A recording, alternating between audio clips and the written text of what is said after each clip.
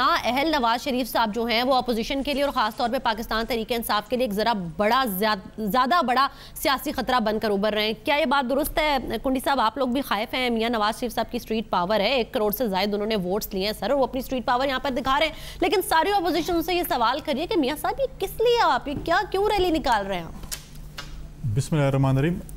Definitely question تو بنتا ہے کہ میاں صاحب کیونکہ اب تو وہ وزیر اعظم بھی نہیں رہے, نااہل وزیر اعظم اس وقت تاحیات, آج تک تو تاحیات ہی نااہل ہیں. اس کے بعد جو ہے الیکشن کمیشن نے بھی کہہ دیا کہ آپ پارٹی کے پریزیڈنٹ بھی نہیں ہیں.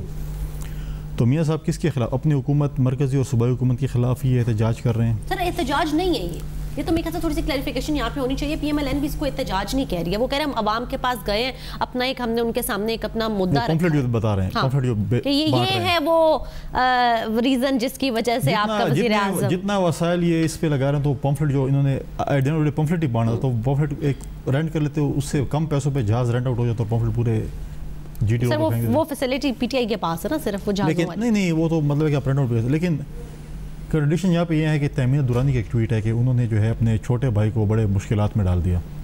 اس میاں صاحب کو چاہتے تھے کہ قوم سے خطاب کر لیتے یا کوئی اور چیز کر لیتے, اور انہوں نے اپنے چھوٹے بھائی کو اتنے اس میں ڈال دیا. چھوٹے بھائی کی ٹویٹ نہیں پڑھی آپ نے؟ چھوٹے بھائی نے کہا کہ عوام میں جانا چاہیے, یہ ضروری ہے, یہ اپنی بیگم سے اتفاق نہیں کرتے وہ اپنی بیگم سے. اچھا وہ میں نے بھی نہیں دیکھا, لیکن میں ابھی کیونکہ وہ ٹی وی پہ میں, لیکن بات ویسے درست ہے ایک حد تک کہ واقعی مشکل میں تو ڈال دیا شہباز شریف صاحب. دیکھیں ایک جمہوری حق ہے, اس پہ یہ نہیں ہے کہ وہ نہیں جا سکتے روڈ پہ. ان کا جمہوری ہے کہ پولیٹیکل پارٹی کے سربراہ رہے ہیں, اور ابھی دیکھتے ہیں کہ وہ کیا کرتے ہیں. اگر سپریم کورٹ نے یا جو بھی پروسیس ہوگا اگر وہ رہے تو رہے, ورنہ تو نہیں. سر وہ نہیں بننا چاہتے پرائم منسٹر. اب آپ نے سنا نہیں شاید کل پرائم منسٹر صاحب نے کیا, former prime minister Nawaz Sharif صاحب نے, وہ کہہ رہے ہیں میں نے اب اگر میرے حق میں بھی فیصلہ آ جاتا نا, مجھے نہیں چاہیے یہ پرائم منسٹرشپ, میں نے سویلین بالادستی کے لیے کام کرنا ہے.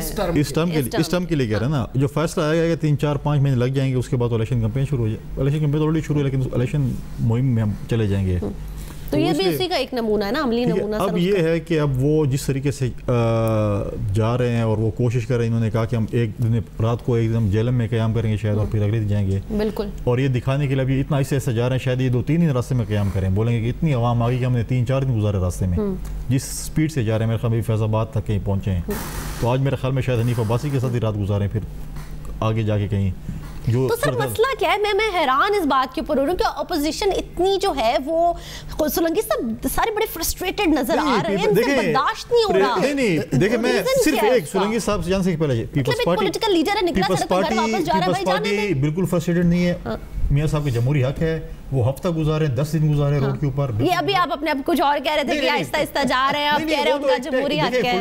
ایک پولیٹیکل سٹنٹ انہوں نے کرنا تھا, اور وہ کریں گے ڈیفینیٹلی. جب وہ لاہور جائیں گے جس طریقے سے, پھر وہ ادھر رونا روئیں گے کہ پنجاب کا وزیر اعظم جو ہے اس کے ساتھ اسلام آباد میں زیادتی ہو گئی ہے, وفاق نے پنجاب اور شاید